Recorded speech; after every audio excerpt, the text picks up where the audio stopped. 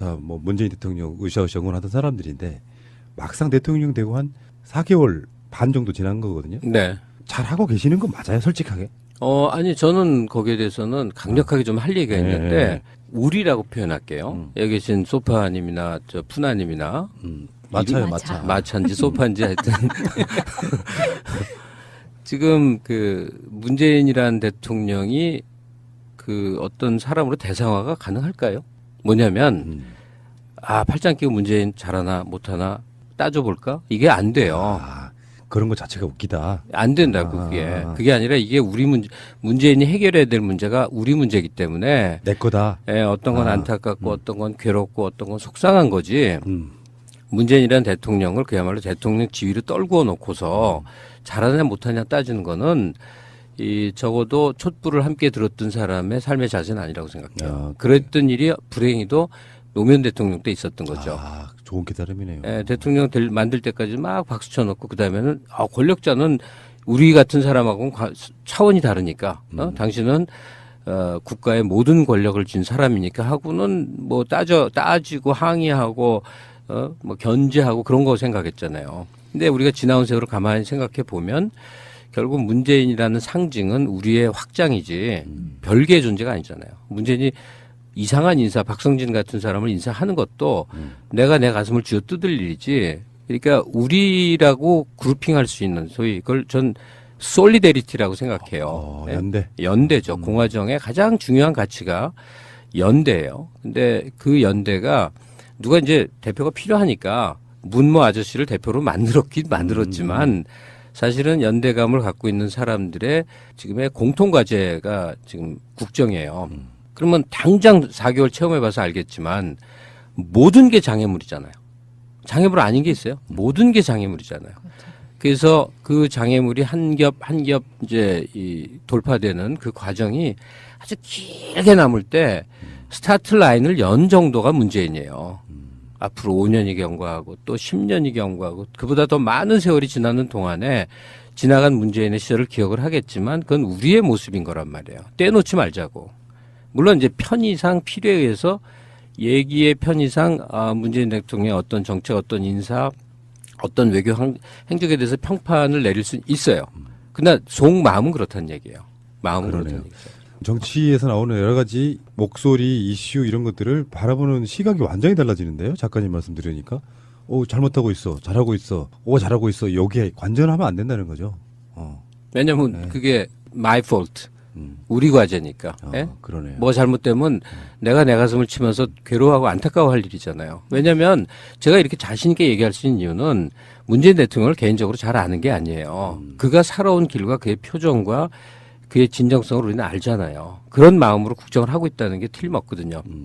근데 당장 청와대 안에만 해도 이루 헤아릴 수 없는 이해 당사자들이 서로 충돌하면서 하여튼 팀을 이루고 있어요. 그러니까 마음 같지 않은 일들이 많이 벌어지죠. 근데 그때마다 반응하는 게 얼마나 바보 같은 일이에요. 그러니까 내가 내 가족과 더불어 살아가는데 마음 같지 않은 일들이 생겼을 때 그래서 뭐 어쩌고 아니잖아요. 어떻게 해결해야 되지? 우리 아이가 반에서 꼴등을 했어. 그러면 이놈의 새끼 해가고 고아원에 버릴까? 그런 일은 없잖아요. 이놈을 어떻게 하면 성적을 좀 올리지? 뭐 이런 고민을 하게 되잖아요. 우리 마누라가 딴 놈하고 자고 다니는 것 같아. 이럴 때 나는 어떻게 참아야 돼? 죽여버릴까? 참을까? 뭐 하여튼 별 생각을 다 할 거 아니에요. 그런 식으로 문재인 대통령을 쳐다보면 일단은 사실 좀 짠하지 않아요? 예? 제가 작가님 바라보듯. 아니 의석 부족 하나만의 요인은 아닌 것 같아. 제일 큰 건 의석 부족에서 이제 빚어지는 거죠. 뭐 하나 인준하자고 그렇게 대통령이 그렇게 사정을 해야 되는구나 생각하면 자존심 상하고 아주 기분 더럽죠. 네. 네. 그런 것부터 해서 사회 전체 경제인들, 재벌 회장들 만나서 잘 지내자고 저렇게 해야 되는 거. 그다음에 그 트럼프 같은 사람 앉혀놓고 그런 하여튼 모든 면이 참 안쓰러운데 그게 우리 자신의 꼬라지죠. 우리가 그만큼밖에 힘이 없는 거고 어떻게 해나갈지가 과제인데 그 중에서도 이제 문재인 대통령을 제일 안쓰럽게 하는 사람이 하나 있죠. 김정은이죠. 이놈의 자식으로. 어디서 불러서 좀 따로 좀 얘기 좀 하고 싶은데 방법은 없고 전화를 할 수도 없고 잠깐 어디로 나오라고 할까요? 좀 뒷골목으로 나와 옥상으로 와. 근데 이게 이런 건 있죠. 우리가 이제 북핵도 좀 많이 이야기해봤고 북한 쪽 상황에 대한 이야기도 많이 들어봤고 근데 사실은 그 모든 관점이 이렇게 돼요. 우리나라의 보수 야당이라고 하는 사람들의 관점이 미국 관점이에요. 그리고 일부의 진보에 계시는 분들은 관점이 북한의 관점이에요. 한국의 관점으로 이야기하는 사람이 실제로 그렇게 많지 않습니다. 언론상에 나오는 이야기를 들어보면 사드 배치에 대해서도 북한이나 진보적 관점에서만 보면 이해 못하는 행위고요. 또 정반대로 미국 관점에서 보면 당연한 관점이라 보니. 아니 근데 저는 뭐 이해 못할 건 하나도 없다고 생각하는데 굳이 지금 푸나님 설명드린 건 난 북한 관점이구나 생각해 보니까 김정은의 행동은 너무나 이해는 가요. 왜냐하면 김정은의 모든 무기 개발, 핵 개발은 미사일 개발은 단 하나의 이유가 있다고 봐요. 단 하나의 이유예요. 그 무기로 미국 침공해서 점령할까? 일본 침공할까? 남한 점령할까? 택도 없는 소리 아니에요. 그건 상식으로 봐도 말도 안 되잖아요. 시리아나 리비아나 이라크처럼 되고 싶지 않다는 거죠. 미군 공습을 제어할 수 있는 수단을 안 갖고 있으면 우리도 언젠간 당한다. 이거예요. 그걸 위해서 지금 자기가 아직 집권을 한 30년 할 거라고 믿을 거 아니에요. 나이가 있으니까. 30년이면 평생 하면 그런 생각을 하다 보니 일단 자국 방위에 모든 걸 거는 거겠죠. 그리고 실제로 미국의 행적을 보면 여차하면 가서 공군 폭격기로 그냥 아작을 내버릴 가능성도 현재 높고 중동을 또 때리기는 지금 얼마나 힘들어요. 중동을 또 그러기는 어렵잖아. 그러면 여차하면 가능성이 있어서 이제 그런다 싶긴 한데 북한이 그래서 그러하다는 것을 우리는 암묵적으로 이해하고 있고 그다음에 사드 같은 경우도 우리가 돈 주고 사줘야만 되는 어쩔 수 없는 정황에 대해서 아주 치욕적으로 느껴야 되고 한번 생각해 보세요. 사드가 과정죽인 무기여서 사실은 그 배치해봤자 괌에 놓나 성주에 놓나 거기서 거긴 거고 배치해봤자 사실은 사방에서 날아오는 그걸 뭘로 막냔 말이야. 다 알아요. 다 알아. 근데 제가 이해하는 이거는 어디에 정설은 아니고 제가 이해하는 유일무이한 것은 그냥 그 로키드 마틴사의 매출 때문에 빚어진 일이라고 생각을 해요. 그러니까 대규모 전쟁이 최근 꽤 오랫동안 없었잖아요. 무기 산업의 로비력은 대통령을 올렸다 내렸다 하는 수준이니까 대통령을 죽이기도 하잖아요. 케네디 죽이듯이. 미국의 현직 대통령이란 군수 산업체의 이해를 반영하지 않는 한 절대로 그 지위를 유지할 수 없다. 그렇기 때문에 로키드 마틴이나 이런 회사들의 큰 매출에 대통령으로서 기여를 해야 된다. 그리고 트럼프 입장에서는 그 비싼 무기를 팔 수 있는 적지로 이제 한국을 딱 발견을 해서 푸시를 하는 거다. 그러면 별 볼 일 없는 무기인 걸 뻔히 알면서도 우리 정부로서도 우리가 갖고 있는 건 사실 돈이니까 안보를 돈으로 사는 건 굉장히 지혜로운 일이니까 사람이 사람을 죽이는 게 아니니까 그래서 사드에 대해서 이제 대통령당에서 입장 바꾸는 거에 대해서 이해도 하고 중국도 그놈의 무슨 사드 밑에 무슨 레이더가 엄청나게 해서 중국을 샅샅이 들여다 본다고 그러는데 뭐 방어할 수 있는 거 다 있더라고요. 그러니까 중국도 결국 미국 견제 뭐 남한을 그렇게 꼭 견제하려고 하는지는 모르겠는데 어쨌든 미국과의 대립각 수립에서는 상당히 유효한 수단이니까 서로 가면놀이 하고 있는 거예요. 사드라는 덩어리가 군사적 실효성은 별로 없다. 그런데 미국은 장사를 해야 되겠고 한국 대통령은 그 장사에 맞춰주는 대가로 이 방위에 국방에 좀 도움을 얻어야 되고 뭐 하여튼 이런 것들이 얽히고 설켜 있잖아요. 그 속에 우리 대통령이 뜨고 앉아 있네. 어찌해야 돼? 어찌해야 되냐고. 우리 편 응원해야죠. 그러니까 이런 문 대통령이 이렇게 선택을 해도 문제 저렇게 가령 뭐 무슨 임시 배치 이거 웃기는 얘기잖아요 사실. 임시 배치가 뭐야? 근데도 그게 일종의 이 중국 더러 들으라고 하는 우리가 좋아서 하는 건 아닙니다라고 하는 뭐 읍소 비슷한 거란 말이에요.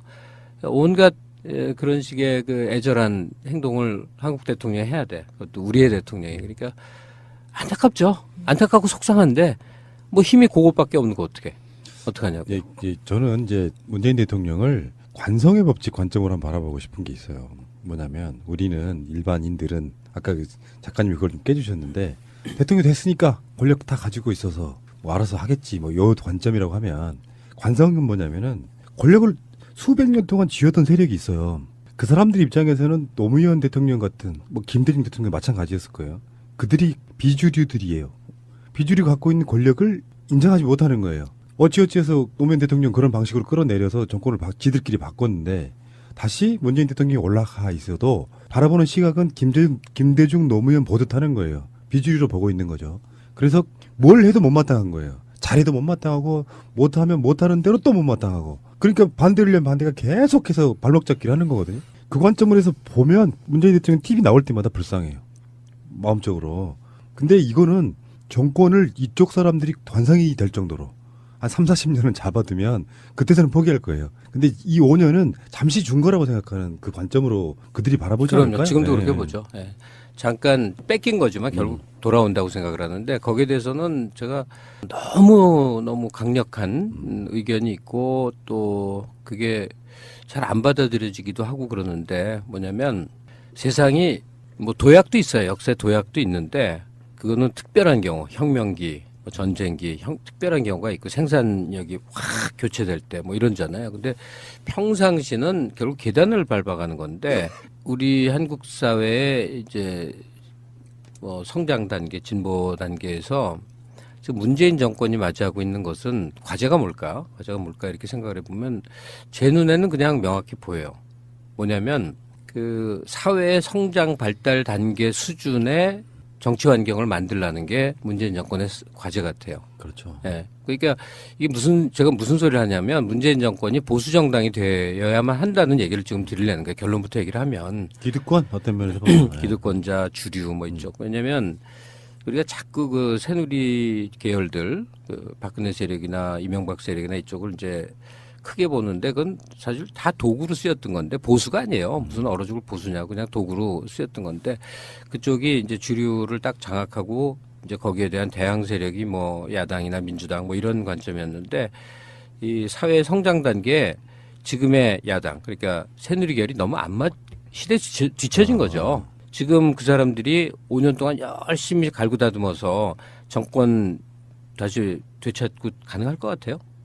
한번 생각해 보세요. 가능하냐고. 그 사람 떠올려 보세요. 거기 앉아 있는 사람들. 뉴페이스가 등장한다고 우리 뉴여해 같은 사람이 뉴페이스잖아. 가능하냐고. 아니에요. 예. 지금은 민주당 수준의 진보성. 이게 한국 사회 주류가 될 만해요.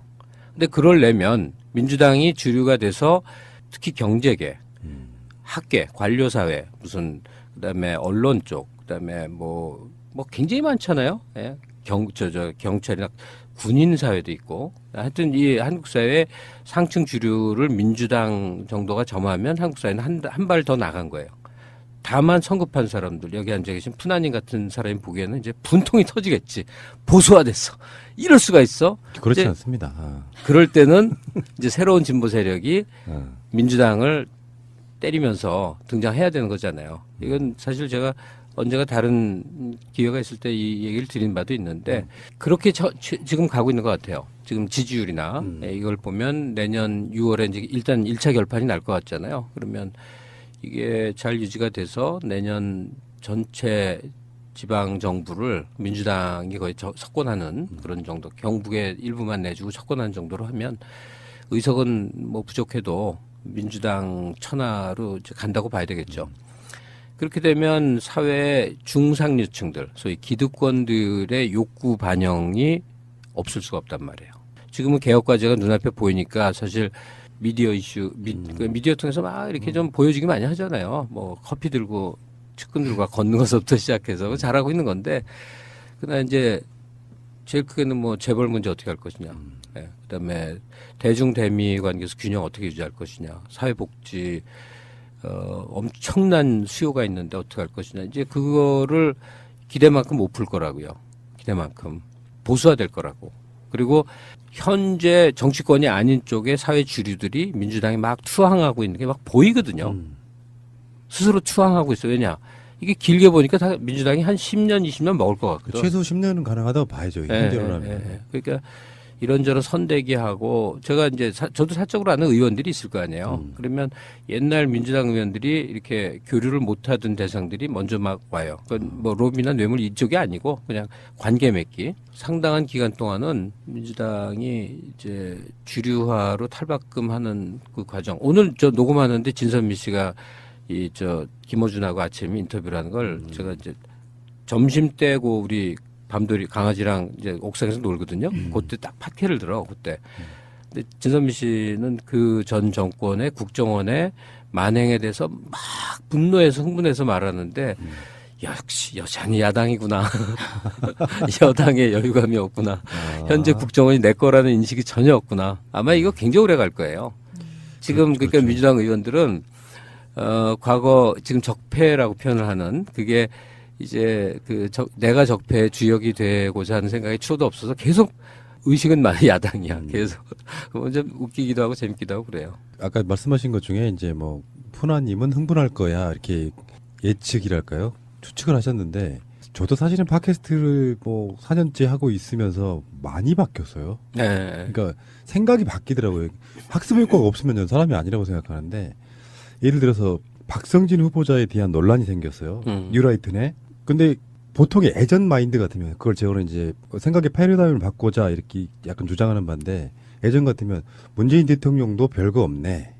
뭐 그런 사람을 데려다 쓴데까지가 예전의 패러다임이었어요. 근데 이걸 조금만 뒤집어 생각해 보면 정반대로 저는 아까 말씀하신 그 관점이에요. 오죽했으면 그 생각이 먼저 떠오르니까 적개심은 안 들더라는 거예요. 좀 서운할 수는 있겠지만 답답했죠. 네. 예, 그 경우는 문재인 정부 규모는 작은 거지만 제가 개인적으로 느낀 건 이제 최대 미스블로우라고 생각을 해요.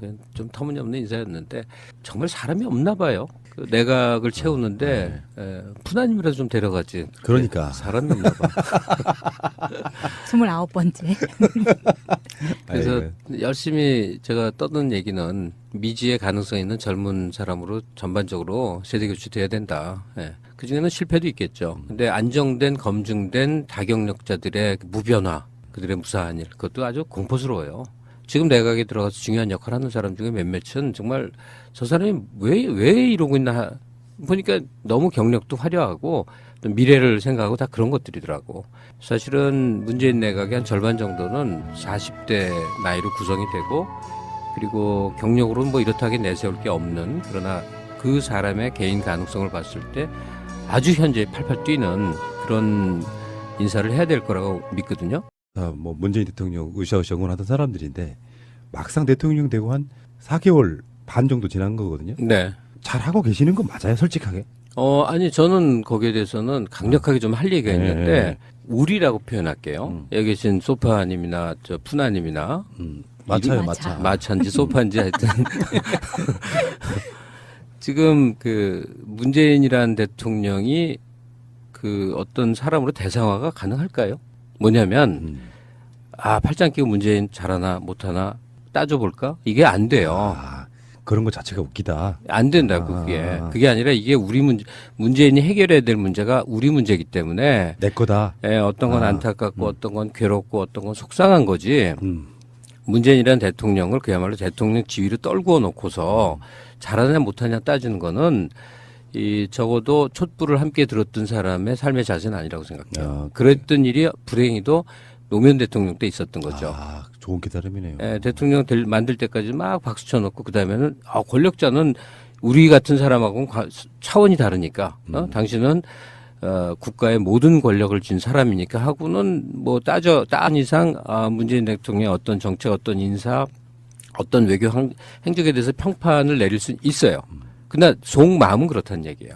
마음은 그러네요. 그렇다는 얘기죠. 정치에서 나오는 여러 가지 목소리, 이슈 이런 것들을 바라보는 시각이 완전히 달라지는데요. 작가님 말씀 들으니까. 잘못하고 있어. 잘하고 있어. 잘하고 있어. 여기에 관전하면 안 된다는 거죠. 왜냐면 그게 my fault. 우리 과제니까. 예? 그러네요. 뭐 잘못되면 내가 내 가슴을 치면서 괴로워하고 안타까워할 일이잖아요. 왜냐하면 제가 이렇게 자신 있게 얘기할 수 있는 이유는 문재인 대통령을 개인적으로 잘 아는 게 아니에요. 그가 살아온 길과 그의 표정과 그의 진정성을 우리는 알잖아요. 그런 마음으로 국정을 하고 있다는 게 틀림없거든요. 근데 당장 청와대 안에만 해도 이루 헤아릴 수 없는 이해 당사자들이 서로 충돌하면서 하여튼 팀을 이루고 있어요. 그러니까 마음 같지 않은 일들이 많이 벌어지죠. 근데 그때마다 반응하는 게 얼마나 바보 같은 일이에요. 그러니까 내가 내 가족과 더불어 살아가는데 마음 같지 않은 일들이 생겼을 때 그래서 뭐 어쩌고 아니잖아요. 어떻게 해결해야 되지? 우리 아이가 반에서 꼴등을 했어. 그러면 이놈의 새끼 해가고 고아원에 버릴까? 그런 일은 없잖아요. 이놈을 어떻게 하면 성적을 좀 올려. 잠깐 어디로 나오라고 할까요? 좀 뒷골목으로 나와. 옥상으로 와. 근데 이게 이런 건 있죠. 우리가 이제 북핵도 좀 많이 이야기해봤고 북한 쪽 상황에 대한 이야기도 많이 들어봤고 근데 사실은 그 모든 관점이 이렇게 돼요. 우리나라의 보수 야당이라고 하는 사람들은 관점이 미국 관점이에요. 그리고 일부의 진보에 계시는 분들은 관점이 북한의 관점이에요. 한국의 관점으로 이야기하는 사람이 실제로 그렇게 많지 않습니다. 언론상에 나오는 이야기를 들어보면 사드 배치에 대해서도 북한이나 진보적 관점에서만 보면 이해 못한 행위고요. 또 정반대로 미국 관점에서 보면 당연한 관점이다 보니. 아니 근데 저는 뭐 이해 못할 건 하나도 없다고 생각하는데 굳이 지금 푸나님 설명드린 건 난 북한 관점이구나 생각해보니까 김정은의 행동은 너무나 이해는 가요. 왜냐하면 김정은의 모든 무기 개발, 핵 개발은 미사일 개발은 단 하나의 이유가 있다고 봐요. 단 하나의 이유예요. 그 무기로 미국 침공해서 점령할까? 일본 침공할까? 남한 점령할까? 택도 없는 소리 아니에요. 그건 상식으로 봐도 말도 안 되잖아요. 시리아나 리비아나 이라크처럼 되고 싶지 않다는 거죠. 미군 공습을 제어할 수 있는 수단을 안 갖고 있으면 우리도 언젠간 당한다. 이거예요. 그걸 위해서 지금 따지고 항의하고 뭐 견제하고 그런 거 생각했잖아요. 근데 우리가 지나온 세월을 가만히 생각해 보면 결국 문재인이라는 상징은 우리의 확장이지 별개의 존재가 아니잖아요. 문재인이 이상한 인사, 박성진 같은 사람을 인사하는 것도 내가 내 가슴을 쥐어뜯을 일이지. 그러니까 우리라고 그룹핑할 수 있는 소위 그걸 전 솔리데리티라고 생각해요. 연대. 연대죠. 공화정의 가장 중요한 가치가 연대예요. 근데 그 연대가 누가 이제 대표가 필요하니까 문모 아저씨를 대표로 만들었지만 사실은 연대감을 갖고 있는 사람들의 지금의 공통 과제가 지금 국정이에요. 그러면 당장 4개월 체험해봐서 알겠지만 모든 게 장애물이잖아요.